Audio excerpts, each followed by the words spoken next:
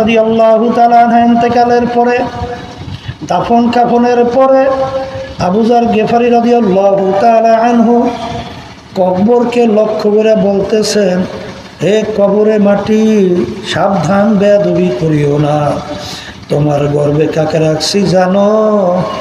হাসান হুসাইন তার আম্মাকে গর্বে রাখলাম।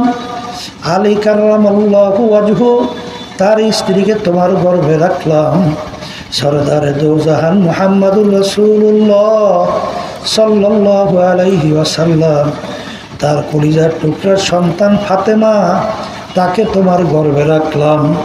হে কবরে মাটি, সাবধান, বেয়াদবি করিও না।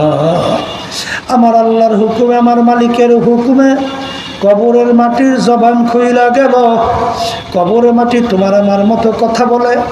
কবরে মাটি ডাক দিয়ে বলে, আবু যার গিফারি, আমার কাছে কার মা, কার স্ত্রী, কার সন্তান, কোন বংশের, ধনী না গরিব, শিক্ষিত না অশিক্ষিত, আর এই পরিচয় আমার কাছে কোনো কাজ হবে না।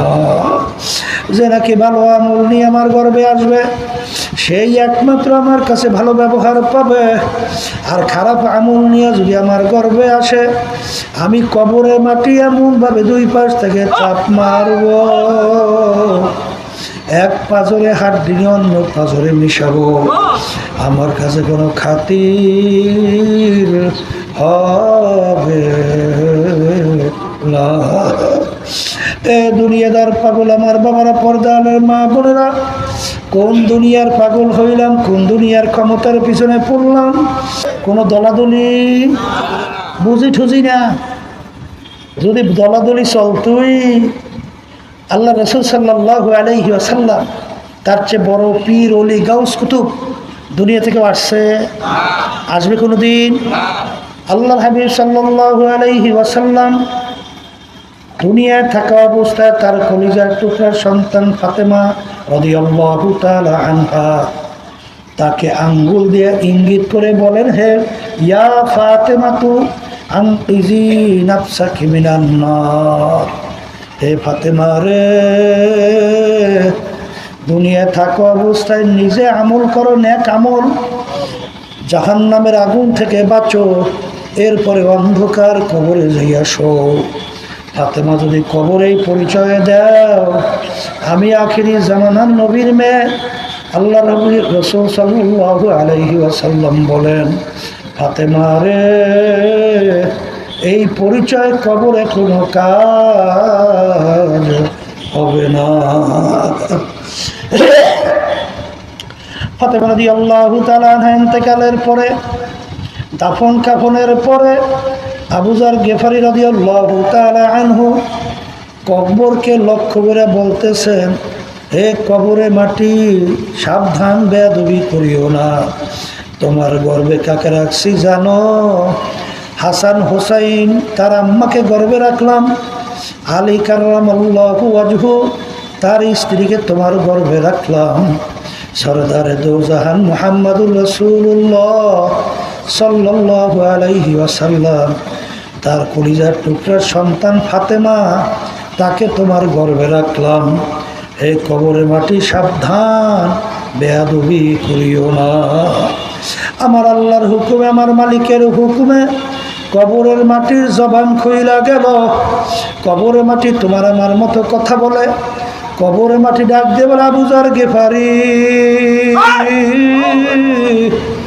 আমার কাছে কার মা, কার স্ত্রী, কার সন্তান, কোন বংশের, ধনী না গরিব, শিক্ষিত না অশিক্ষিত, আর এই পরিচয় আমার কাছে কোনো কাজ হবে না। যে নাকি ভালো আমল নিয়ে আমার গর্বে আসবে, সেই একমাত্র আমার কাছে ভালো ব্যবহার পাবে। আর খারাপ আমল নিয়ে যদি আমার গর্বে আসে, আমি কবরে মাটি এমনভাবে দুই পাশ থেকে চাপ মারব, এক পাজরে হাড্ডি অন্য পাজরে মিশাবো। আমার কাছে কোনো খাতির হবে না। এ দুনিয়াদার পাগল আমার বাবারা, পর্দার মা বোনেরা, কোন দুনিয়ার পাগল হইলাম, কোন দুনিয়ার ক্ষমতার পিছনে পড়লাম, কোন দুনিয়ার দলের মধ্যে পড়লাম, বাজান কোন সম্পদ কোন সম্মানের মধ্যে পড়লাম। মাঝে মাঝে একটু চিন্তা করো। আমার আব্বাজান রহমাতুল্লাহি আলাইহি একটা উদাহরণ দিয়া বলতেন, ডাকাইতের দলের সর্দার, ওর কত পাওয়ার, ওর কত ক্ষমতা, ওর দলীয়ভাবে ওর কত সম্মান। ওর দলীয় লোক যদি কেউ অন্যায় করে অনেক সময় গুলি করিয়া পর্যন্ত মাইরা ফেলায়, কত শাস্তি প্রয়োগ করে। ওর এই মাতুব্বাড়ি সর্দারি, ওর এই ক্ষমতা সম্মান কতক্ষণ?